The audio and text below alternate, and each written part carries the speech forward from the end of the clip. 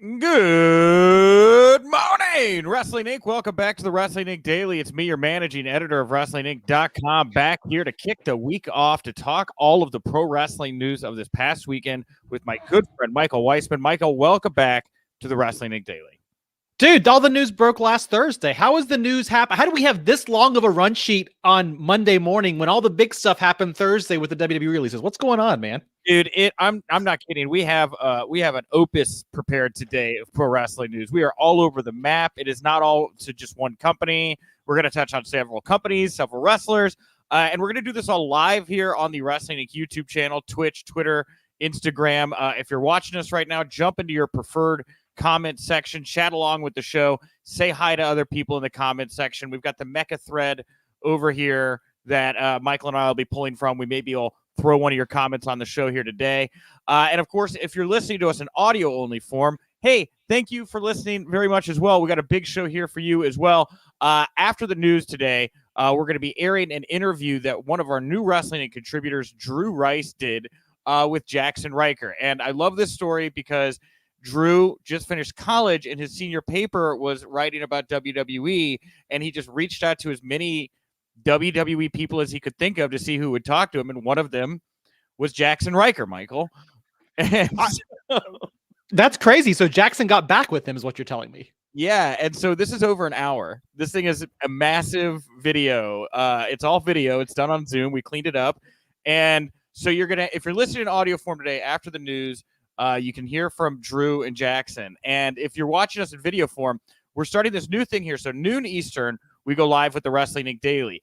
At 1 p.m. Eastern now, we're going to be premiering the daily interview. So you can go over to the YouTube channel and watch it live alongside everybody else. Jump into the chat room. So if you want to watch that Jackson Riker interview with Drew live here today with the rest of the Wrestling Inc. people, we'll premiere it here in just under an hour. So that's all the hubbling and blubbering to do about the show. We will have the mailbag, I guess, later. We'll look at maybe which New Japan stars could come to WWE or AEW. I'm sorry.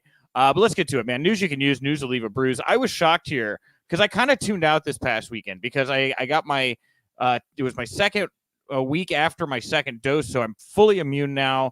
I could go back out. My girlfriend is also fully immune.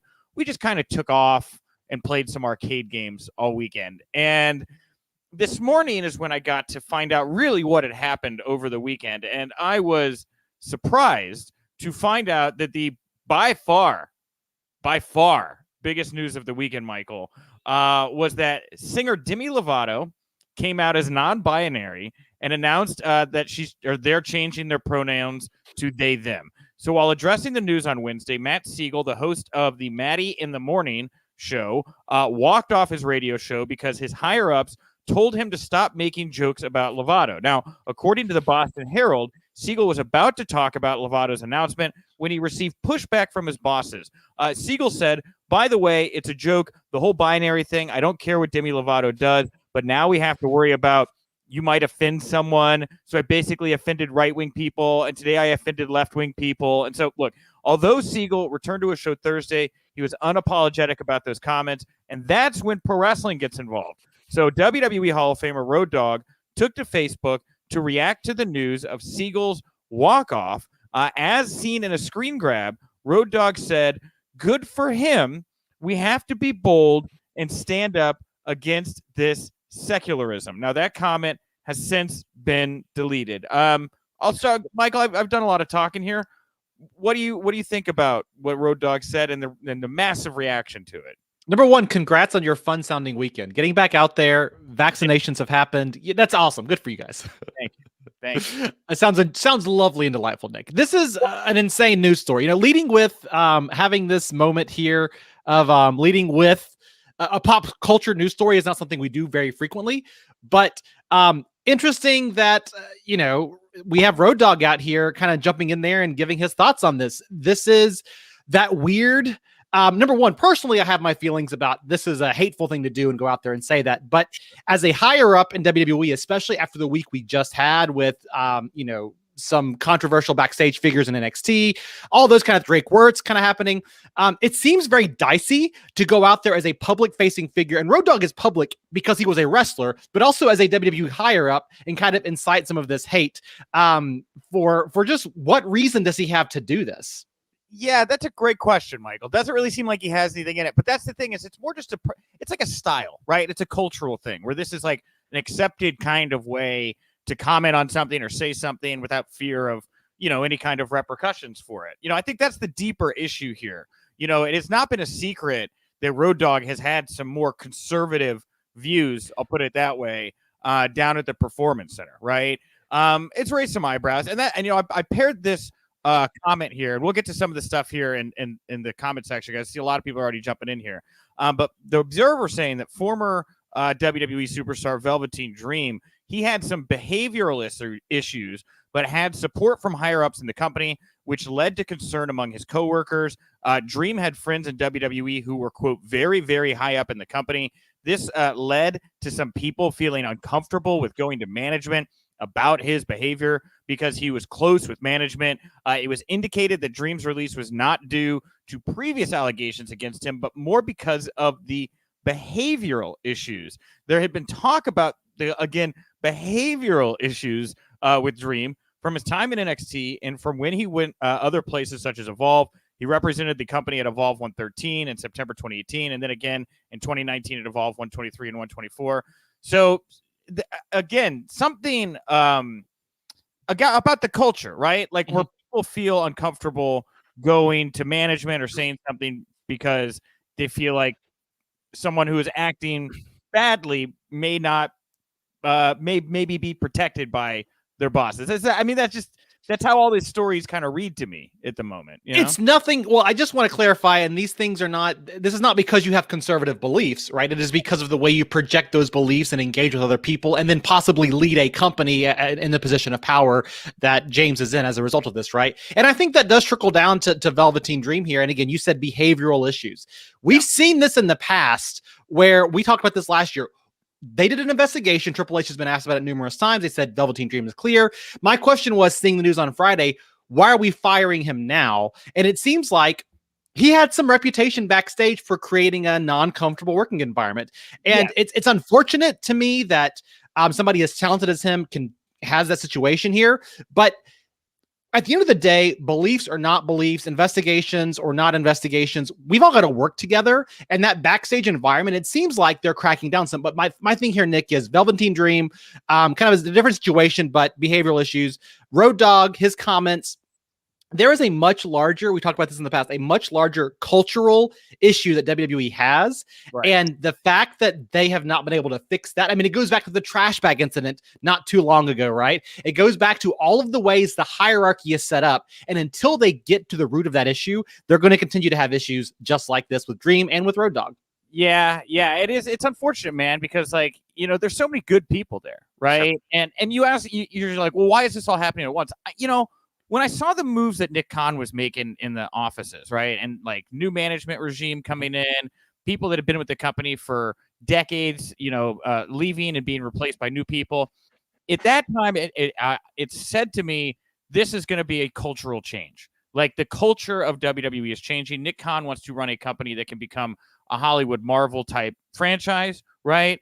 And so it's not just like the good old boys in the office that are going to go. The locker room, it doesn't surprise me that people that just were either problematic with the actual wrestler there or problematic on a bigger level, I'm not shocked that they're not there anymore. I think that's why we saw this all of a sudden, maybe all at once, was just because they're like, hey, this is a chance for us to clear house and make some move in some new directions. I wasn't shocked to see them all kind of fall at the same time. It's a very gradual changing of the guard in WWE happening these days, right? I think that like old school wrestling, Vince McMahon's leadership style, all of those things have been in existence for however many years.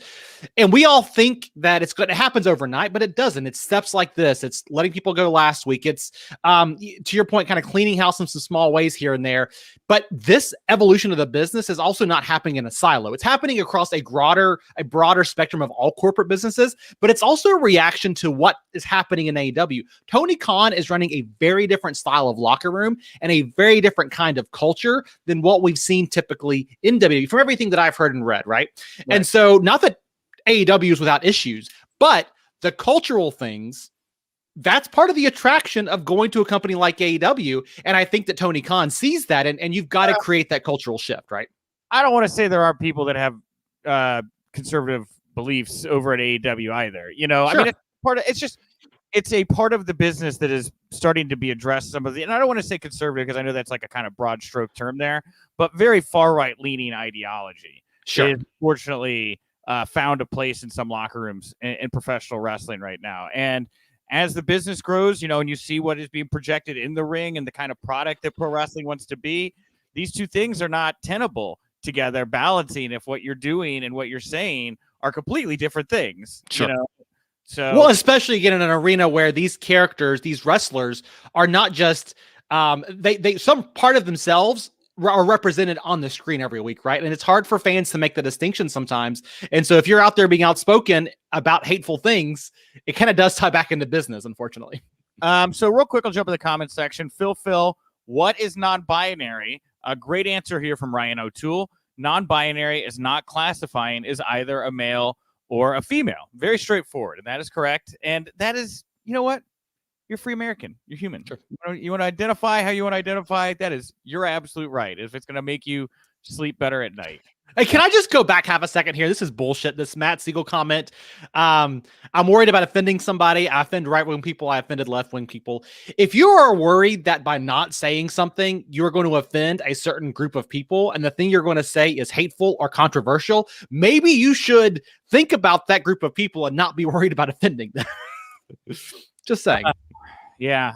Anyway, we're going to jump off this. All right, let's talk about something different here. The Observer saying, John Cena may be returning to WWE soon. Now, his return is still being discussed for the first show back with fans in the crowd, which would be July 16th, Smackdown on Fox, airing live from the Toyota Center in Houston, Texas. I got the date on the run sheet here wrong. I remembered. It's actually Sunday, June 18th. So 2 days after this Smackdown, they'll have the Money in the Bank pay-per-view. And I don't know, Michael. I mean, John Cena comes back. He says, I want to beat Money in the Bank. He takes his briefcase. He goes off, and he's in Hollywood. I'm interested. This is the right way to do it. I think it's going to be a little bit like Batista. When Batista came back the second time, there's a little more energy and a desire for it. Number one, because he's been away for a while, but he's also a bigger star than he was, not a wrestling star, but a bigger worldwide star than whenever he left. So I think it's a great way to create that energy as fans come back. You're going to have a great packaged weekend for the return to normalcy for WWE. But also let's keep in mind too, John Cena is done with the filming, but he's getting ready to be still a part of this big movie, right? Coming out later this year with Suicide Squad. And so it's a great cross-promotional opportunity for WWE to get in there and let this happen. This is going to feel special. And to me, that's what WWE needs, is something that's going to feel special, not just crowds again, but John Cena on top of that is going to make this a very big splash.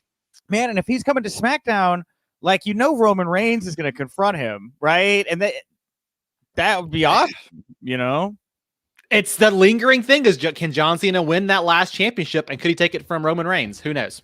Yeah. Pratik Bonjot here, you know. Hey, Nick and Michael, is John Cena winning the Money in the Bank briefcase? We don't know. Maybe. The Money in the Bank briefcase, while it did result in a new champion, was irrelevant last year. John Cena winning it would feel like a whole nother ballgame. It would be amazing. He carries it around Hollywood. Yeah. I got Azelle Pompous here with Suicide Squad Lumberjacks. You know, why not? Why not? By the way, did you see Army of the Dead this weekend, Nick? We started it. We did. I actually really liked it, but we had to leave. God, it was so good. I just got to give a shout out to my man, Batista. He is like a very different path than The Rock, but he was great in that. And he's just really developed himself as an actor. I love it. I love it. Yeah, you know that he's acting real hard when he puts on them tiny little spectacles. You know, look so adult, professional, and them little spectacles. That's right. All right. Well, over on SmackDown, SmackDown featured the fourth vignette with Aleister Black reading from his Tales from the Dark Father book, explaining the philosophy of the, quote, dragon, offering dark lessons to the WWE universe. The vignette ended with Black warning, it is time to cull the herd. Fast forward to the main event, which saw Apollo Crews defend his Intercontinental title in a fatal four-way against Big E, Kevin Owens, and Sami Zayn. And when it looked like Big E was close to putting Crews away, the lights went low, the Thunderdome filled with fog up to the entrance area, and then Black made his entrance in a hooded robe. He removed before entering the ring. He stared down Big E as he entered the ring. Crews crawled over, held onto Big E's leg before Black with Big E hit Big E with the Black Mass kick. Cruz took advantage of the attack, pinned Big E. Black then went up the ramp, stared down Cruz, and Commander Aziz celebrated the win. SmackDown on Fox went off the air with Black staring at the ring from the stage. And you know what? Honestly, I'm kind of surprised, Michael, because I really thought that this guy was going to be reading this book for like 20 weeks. You know? Well, it's one of the things I liked about the way they booked this is that they had him doing that on the same night they had him debut, right? And so it was more of a surprise by having him out there earlier. You've seen him for the night. You don't expect to see him again. So I think that's cool. But it's an interesting, I don't want to say a twist on his character because it's who Aleister Black has been in the past, but putting him in this mix here, pairing him with Big E, that intrigues me in some really cool ways. And I just hope it means a meaningful payout. I imagine Big E's got to win this because he's kind of the guy with the upward rocket on him right now. But I don't know if they have a spot for Aleister Black, and we've kind of lost the magic with, we're kind of a man down on the magic front right with Undertaker gone and Bray Wyatt out of the picture. Maybe Aleister Black can fill that hole for us until we get somebody else. Is Aleister? He's a bad guy, right? He's a heel, right? Yeah, absolutely. Cool though, too, right? That's the problem with WWE. I mean, like Roman Reigns is the coolest dude on the screen right now, right? But he's a bad guy, right? I just I'm just picturing in my head, we're going back to fans. Aleister, the lights go down, the Undertaker fog comes up. Everybody's going to freak out, man. Who's going to boo this man? Stone Cold Steve Austin in December of 97 or 98 stunned Santa Claus, and he was the fan favorite, okay? A guy can, we got to get rid of this distinction sometimes, y'all. Okay. Anthony Y here. I think Aleister Black is going to target Big E, take him out, and then maybe take out the other New Day members on Raw, because there had been talk about Aleister Black maybe going over to Raw. So sure, hitless. Why not? I just hope they give him a reason for doing this. Like, it's cool that he's taking out Big E and maybe he moves over to the New Day, but like, what is his motivation? Because it's great that we have a character and a persona, but characters have got to have a motivation for fans to stay interested and believe in what they're doing. I think the highlight for me of SmackDown, maybe my new favorite wrestler, Rick Boogs, Boogs, as he made sure to spell for everybody. He debuted playing this dope V guitar, played Nakamura to the ring. I don't know that it was the best. It wasn't Nita Strauss levels of Nakamura to the ring, but it was good.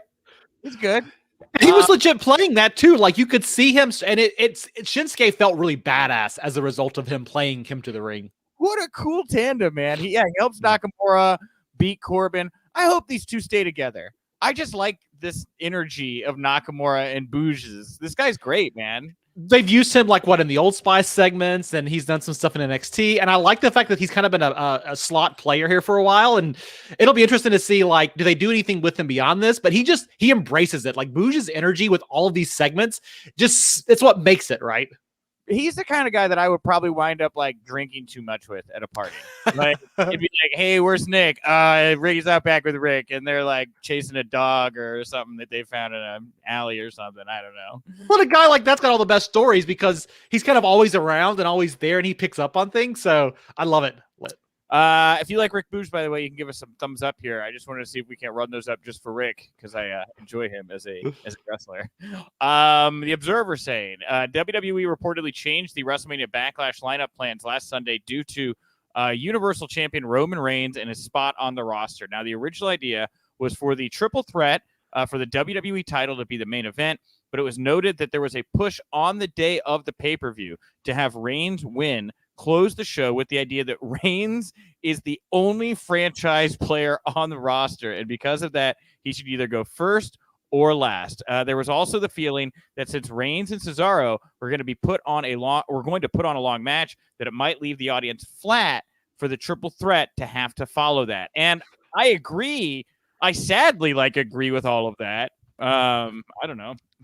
It's a weird thing to say because it was Cesaro's, what they said it was his first ever WWE championship match or world championship match. So the match itself didn't feel like two major heavyweights at the same extent, right? Because the match before it, you had Bobby Lashley, you had Sheamus, you had Drew McIntyre. I mean, you had Braun Strowman all out there. These are big guys and former champions. That felt more like a heavyweight matchup. But when you think about star power, I agree with this decision. And I think that main event killed, man. It freaking killed. And sometimes one star can make the entire card, and that story told the right story. I thought it was great. I thought that the main event was great. You know, obviously, like if they had gone out there and done that match and then they'd tried to follow up with a triple threat, I think that this would have read exactly correctly here. And it's just, you know, it just kind of speaks to the tendency of WWE, right? Like they have Cena for a while, right? They coast on that. Now they've got Roman for a while. They're going to coast on that. You know, back when there was like, you know, pre-Cena, right? You know, you'd had a couple guys that you were trying to heat up and really make big stars to work off of each other, right? There wasn't Rock without Austin. You had these two big mega stars going back and forth with each other. So that's why I'm like a little melancholy reading that, because it's like I agree, but I'm like sad about agreeing with it, you know? It's their business model. You create a star, make a lot of money off that person. It'd be great to have 25 stars as big as Roman Reigns. That takes a lot more energy and effort to build that up over time, though. Anthony Y here, by the way, saying we know Brock is going to come back and we will see Roman and Brock because SmackDown ratings aren't doing the best. What are you talking about? SmackDown ratings are doing great. They're like the #1 show on Friday nights. #1 wrestling show every week. Friday Night SmackDown. What do you mean? What are you talking about? Come on now.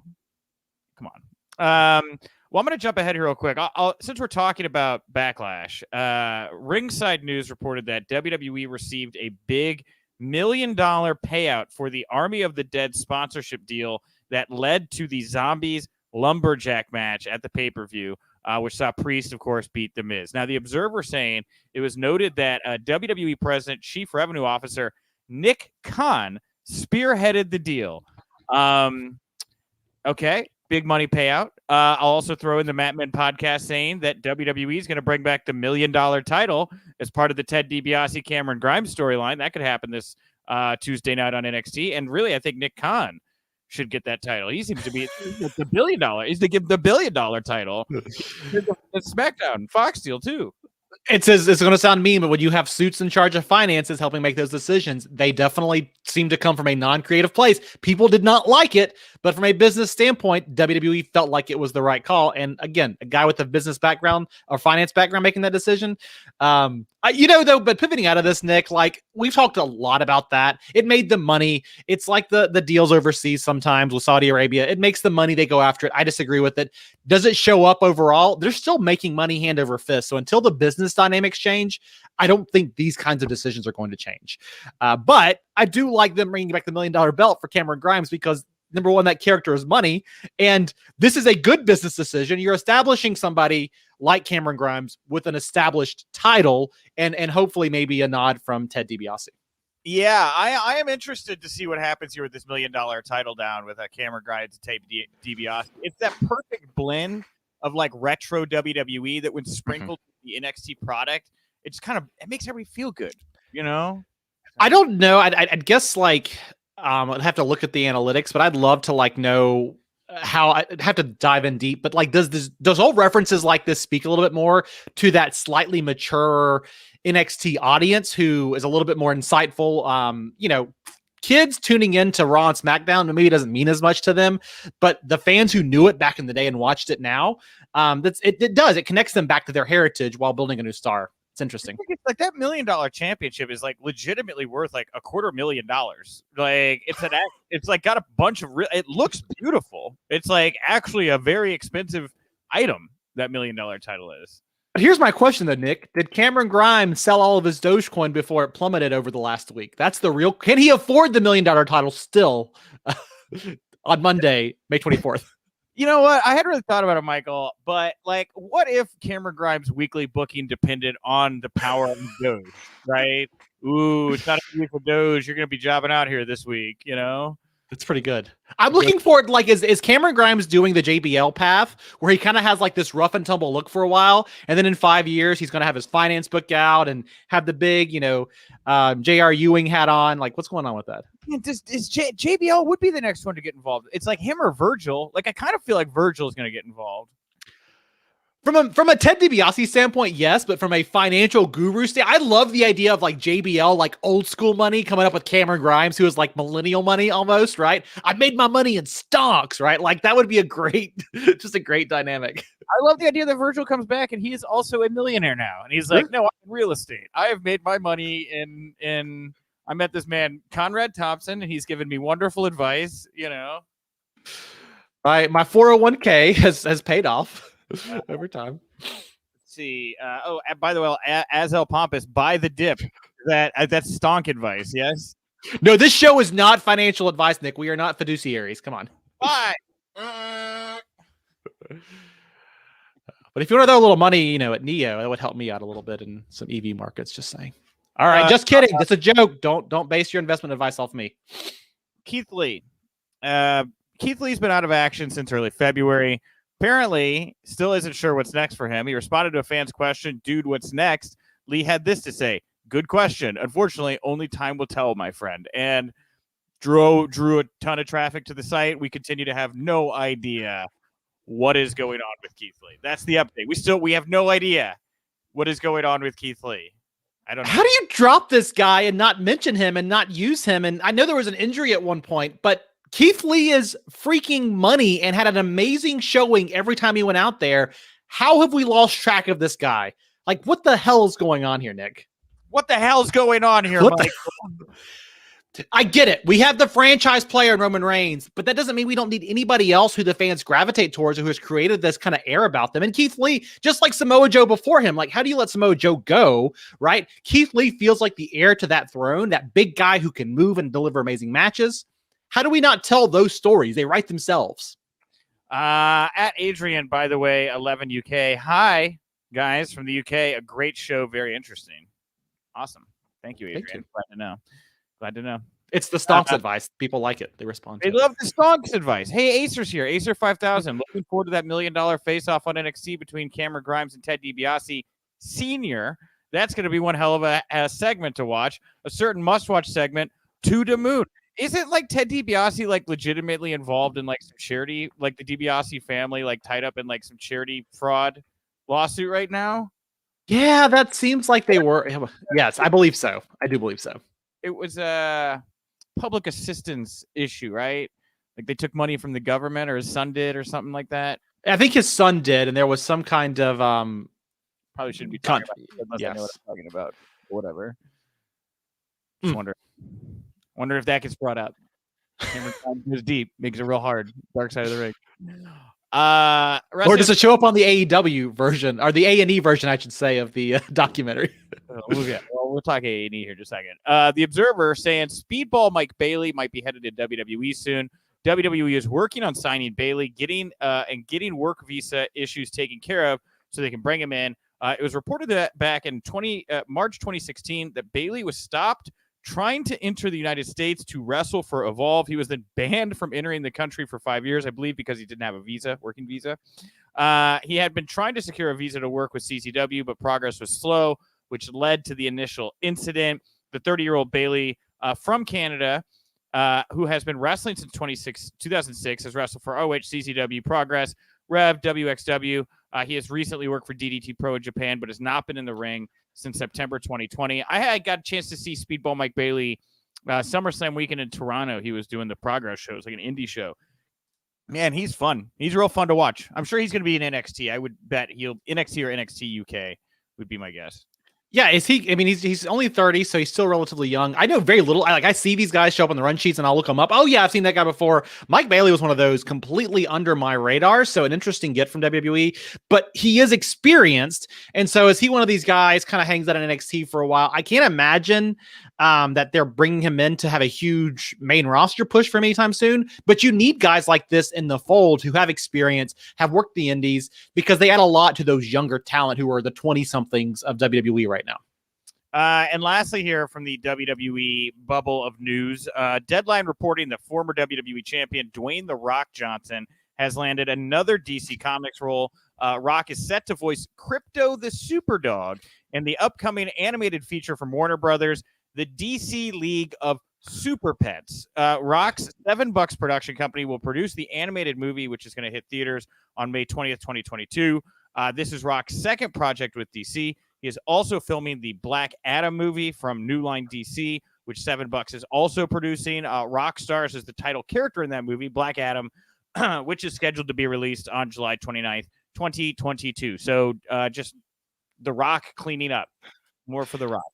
He's got the Midas touch, man. Anything he puts, I mean, we talked a little bit about Young Rock and how great that is on this show, but anything he puts his mind to, puts energy into, just returns dividends for him. This partnership with DC is huge, and I think it's awesome that he's playing a fun role like Crypto the Super Dog. Like, it's going to be incredible to hear his voice show up there.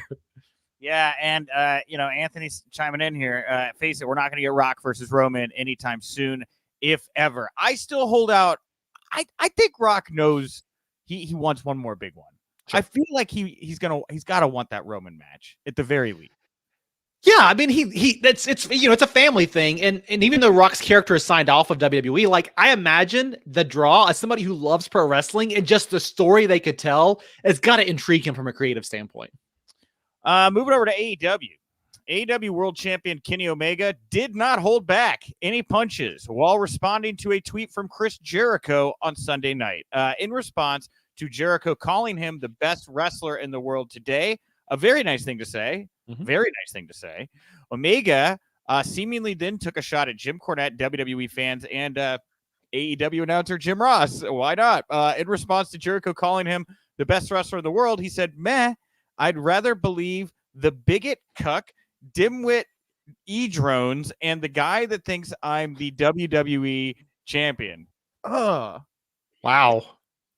Seems pointed. Seems like you got a little bit of, bad blood with certain people, like old school wrestling people. That's what he hates. He hates guys who talk about old school wrestling, and Kenny Omega doesn't fit that mold, and that's okay. But it doesn't mean you have to hate the old school. It just, I don't know. This seems like a pointed shots. I feel like some alcohol may have been involved with this. I feel like this is a half-cocked, whiskey in the hand kind of tweet. No need to go after Jim Ross. Jim Cornette, sure, whatever. You want to go after WWE fans? Fine. I don't know why you went after Jim. I don't know why. I just want to see the drunken tweet exchange between Kenny Omega and Randy Orton. And maybe if Kevin Nash has a couple of glasses of wine, he gets in the mix as well. That could be a fun night on Twitter. Also, I feel like he just wanted to pay Jim Cornette's rent this month, right? This man is going to sell a lot of things and time and advertising and T-shirts to now it's head straight on Omega Cornette. Ooh, I mean, Cornette is not above printing a shirt that says "Believe the bigot cuck." Like he could put that shirt out there and sell it, and people would buy it. Okay, well, Marcus Thomas here. Kenny doesn't drink. All right, so fine. Still came off like a half-cocked tweet. It came off like something that I would write if I had some whiskey in me. That's right. So, I don't know. Maybe it's all a game. Maybe he's in it with Cornette, right? Maybe they're like, this is a great way to keep attention going, It's interesting. I mean, you're stirring some pots there, but it's part of this whole thing the Young Bucks are doing. Let's blend the lines of reality, and we're heels, and we want to piss people off. But sometimes a work is just a work, right? The Observer here with an update about the new AEW Warner Media deal. It's believed that AEW's new deal with Warner Media does not extend the old deal, so that deal still expires in 2023. Man, now with AEW's deal coming up about the same time, I think, as SmackDown's is. Mm-hmm. I'm going to be very interested to see what happens when these two properties can finally be bid against each other. You know what I mean? Yeah, that's an interesting point, Nick, because it's a different dynamic. I think there will still be some propensity for the brand of WWE over the brand of AEW, but in 2 years, that could feel very different, and that chasm could feel much smaller. I think what's interesting to me is this feels a little bit like Warner Media is giving AEW some runway, but not taking any unnecessary risks, right? We don't need to extend the deal and lock them down any further. We want to see how they do on the new network before we commit even longer term to them. And I think they're going to do fine. I don't think that's critical at all. But with the leadership changes, the approach to streaming changes, AEW and Warner Media have gone through in recent weeks and months. It's just, I hope it pays off for them. I think it will. It's just an interesting dynamic looking ahead to the next 2 years. Yeah, 100%. 100%. And lastly, here from AEW, before we get to some other rando news and then the mailbag, the Observer saying Rey Fenix currently dealing with unknown injuries. He's currently on the shelf, will not be working AEW Double or Nothing due to injuries. It's believed that the injuries occurred during a recent match in Mexico, but that has not been confirmed. Rey and Penta El Zero Miedo are the current AAA World Tag Team Champions. They have not defended those titles in a few months. No word on what match Rey would have suffered the injuries in, and there's also no word yet on how long Phoenix is going to be out of action. And having worked with these guys at Warrior Wrestling, and I've spent time with them at MLW as well, man, these guys put themselves through hell, dude. These guys work a style that is intense and fast, and they do it a lot. These guys are constantly working. I'm not surprised to hear there's random injury to Phoenix. The guy works hard. Right. Well, unknown injuries is people kind of look at this and say, what does that mean? It's like, I got some joint pain, I got some shoulder pain, I got some knee pains that like maybe not everybody knows about. I'm working through. We're trying to figure it out. But to your point, it's because they beat their entire bodies up. It's not like when The Miz got injured last weekend, he tore something in the middle of a match. That's a very clear injury. But these guys just beat yourself up. And if your body doesn't have a chance to heal, it does add up and take a toll. So we'll see. Moving away from AEW, pro wrestling veteran Davey Richards has signed with MLW. It was revealed during the MLW Open Draft launch that Richards has signed with the company for the upcoming season. He will make his MLW debut on Saturday, June 10th in Philly. Richards is a former ROH World Champion, 3-time ROH World Tag Team Champion, 5-time TNA Tag Team Champion, a PWG World Champion, 3-time PWG Tag Champion, and a former IWGP Junior Heavyweight Tag Champion. He's been wrestling since 2004, retired in 2020 due to knee injuries he suffered throughout his career, but he previously took time off from pro wrestling to become a doctor, but he did say not long ago that he was looking to take more booking. So Davey Richards over to MLW. I'm happy to see him there. I always like Davey Richards. I like Davey and Eddie both. The Wolves were great. Maybe this just feels like a big get to me because I followed his work and he's been around the business. Maybe not the main stage of WWE, but a lot of major promotions in the last 2 decades. But this feels like a big get for MLW and a veteran presence if they use him the right way to build up some younger talent. He's only 38, has some injuries, right? So maybe he's not going to be there for a decade. Who knows? But I think this is a really big get, and almost one of those kind of like quiet gets where you don't know what he adds today, but you look back in 2 or 3 years and you're like, oh, he influenced this and he had this great rivalry here. And I'm excited to see him get this kind of renaissance in his career after retiring previously. Yeah, and I kind of dig this MLW draft. Like, they're relaunching, and so like rather than just like announcing some matches, they're rolling out what their roster is going to look like. Who's going to be a part of MLW when we get back on the road? I think it's just a fun way to do it. I like it.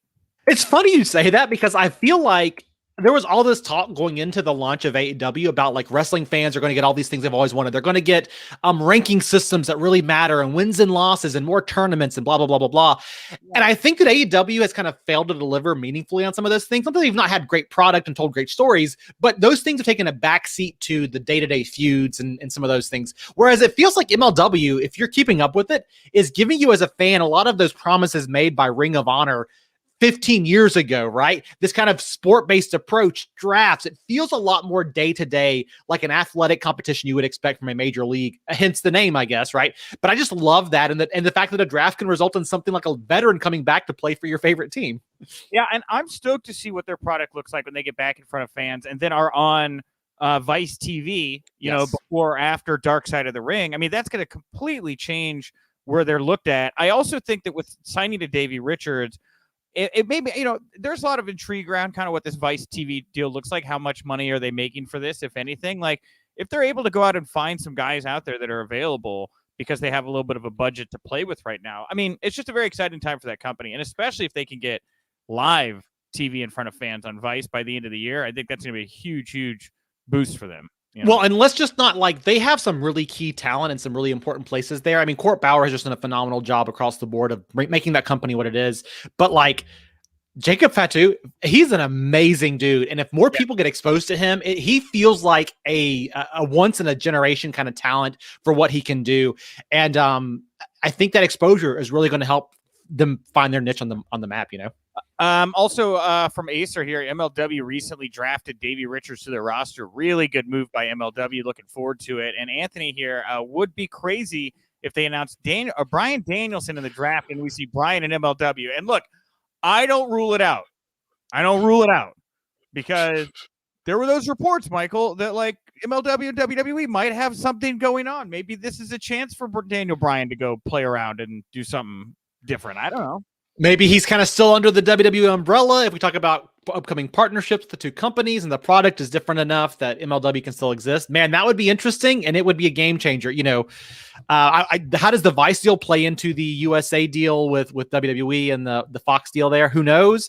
But it's a fun time to follow this company and check it. Don't sleep on MLW. I guess is my request of you. I love the idea of somebody at WWE being like, yeah, we'll sit them down. They got that Vice TV deal. They're going to be on, I think, after Dark Side of the Ring. And what's Dark Side of the Ring? And they're like, you've never seen Dark? You don't know what this show is? He's like, no. And they're like, oh, you don't want to watch it. It's not good. Have they done any on our stuff yet? Well, actually, Vince, I don't know. We don't watch it, Vince. Nobody knows. Do you remember Chris Benoit? There's a whole story on. Chris loved Chris. Yeah. No. Wait, what? Wrong reaction, Vince. Vince. Anyway. Also, yeah, from Anthony, I wanted to say he mentioned that you have Lucha Azteca Underground, which I really like. And I think it's cool that it's going to be like their second show. It sounds like. Again, they're delivering on promises that pro wrestling fans had forgotten they wanted, right? Like, we talk about the world building of Marvel earlier in the context of WWE. MLW is doing that by bringing an entirely different promotion under their umbrella. And it was such a genius move that nobody expected, but was so well received because of how smart it was. And I just, again, Court Bauer deserves so much praise for his work in that company. All right, well, I just mentioned Dark Side of the Ring. We have a note here tying in, because we got the biography series, we got Dark Side, we got the treasures. There's so much documentary footage coming in right now from WWE. But anyway, after the Ultimate Warrior episode of biography, WWE Legends premiered last night on A&E.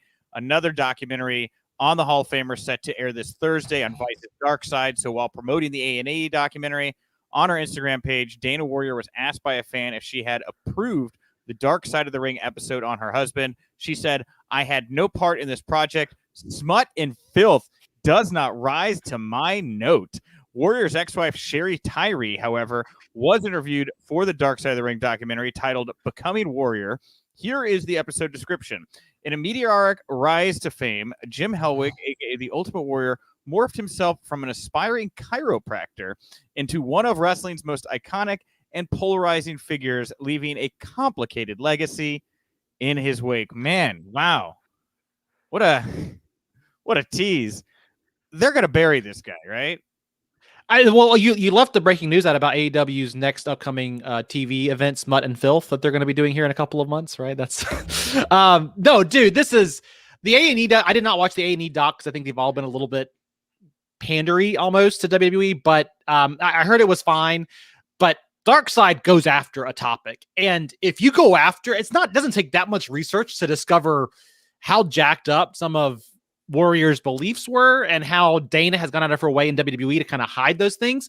But Dark Side is not going to let that issue go, man. They are going to go after it, and it is going to be brutal come Thursday because they don't make it up. He was that much of a hateful person in many of his beliefs. It's not going to be pretty coming out of that documentary.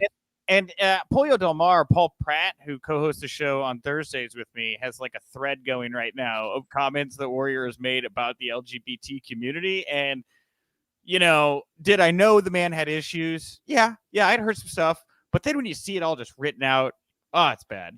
It's so bad, Michael. And it's not like this guy is not still being featured, right? Like, he is still being highlighted by WWE. They've made this award out for him in his honor, right? That Dana Warrior represents every year. And it's not to smash Dana, but she has done as much as WWE has to try to cultivate this image of this man. That is not the case at all. And I hope this sheds some more light on it, not because I want hatefulness to be brought on anybody, but I want more people to be exposed to that exact thread, Nick. That thing that you're like, oh crap, this is really, like, I knew it was bad. More people need to see that truth, because it's unfortunate that we have statues being presented in his name every year, that we talk about him in this positive light when he never went through a redeeming moment for all the mean things that he did in his life. What if they change the Warrior Award? What if it's like, all right, here are the nominees. This year's Warrior Award can go to Velveteen Dream or Drake Wirtz, or they change what it's about, right? Like, you don't want the Warrior Award, it's an award, I would love it. We could get, some other people in there. I'm not a huge fan of.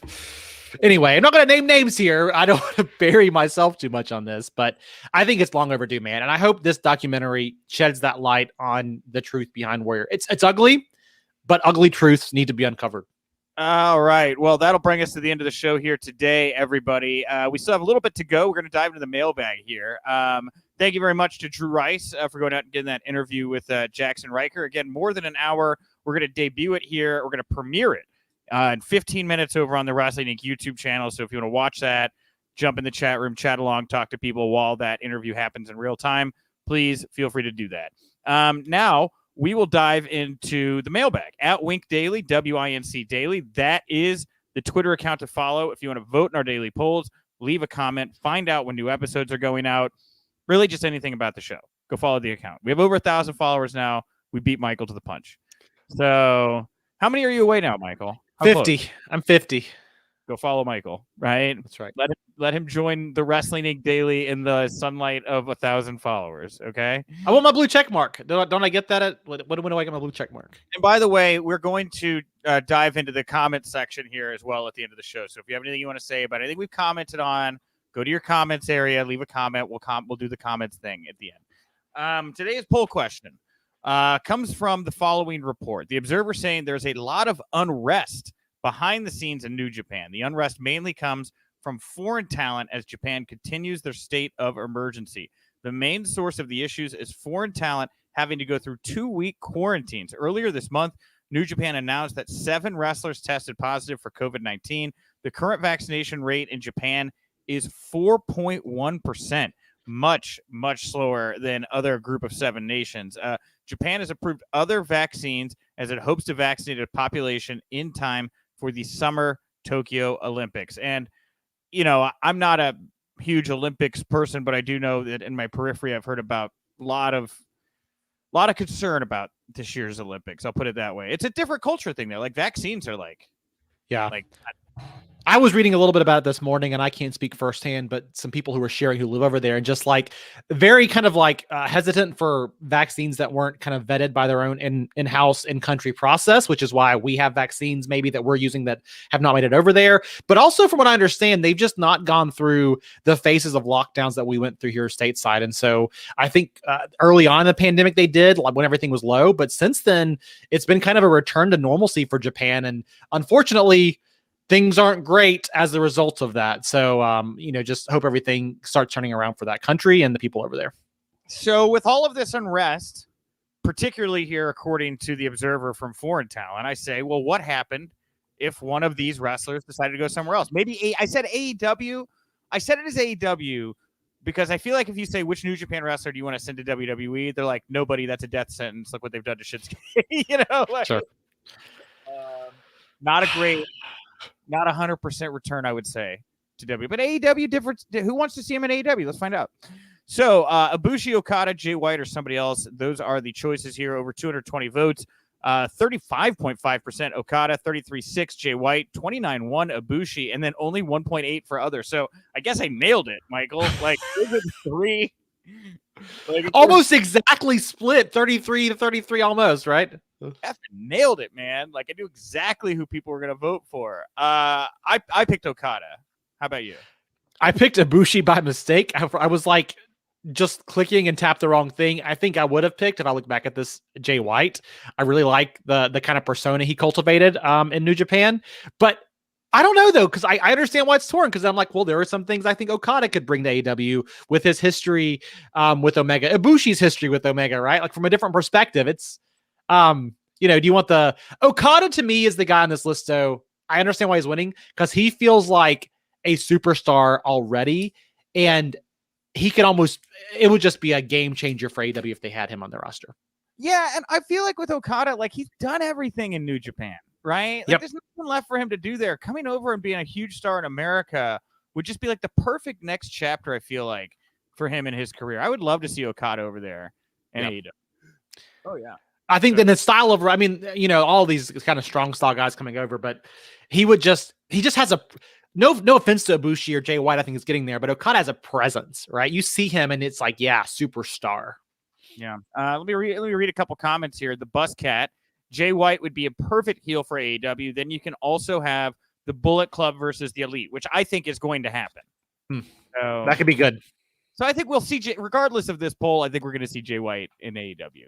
I think we'll see all three of these people in AEW at some point. If I were betting, I would say Jay White is the most likely because of it just seemed like there's been some interest there already, but who knows? Maybe. At Glorybound 13, I think Switchblade's personality, promo abilities, and in-ring versatility give him the edge on the others. He could feud with literally everyone on the AEW roster. Imagine MJF versus King Switch. Jay White, I would maybe murder MJF. Like literally with a switchblade. Let's just clear. That's a nice scarf you've got there, Max. Gotta be good, man. That's a good feud. It writes itself. Well, Jay White, yeah, he's just like he's a ready-made like badass, right? Yeah, there you go. That's not a knife. This is a knife. No, this is not a switchblade. It's not a switch, but at Seraph the Warden, just for the angle with Omega, I'd go Coda. At Raj Mukher, Okada for NXT. NXT doesn't have enough male wrestlers. Triple H needs to sign him. I don't really know what that means. I don't know. And at Crazy Pete 315, none. I'd rather see a partnership. So, I actually got sold a lot harder here in this mailbag on Jay White. I was pretty committed to Okada. I gotta caution us because I think sometimes it's really easy to be drawn to a guy like Jay White. I don't know. I still think we kind of discount the presence Okada would have. Yeah. That Bullet Club tweet though got me, man. Azel here. Okada versus Omega in the U.S. could be a game changer. Acer, personally, all three listed on the poll, Okada, Ibushi, and White, would be interesting additions to AEW. You get some potential dream matches with certain guys in segments too.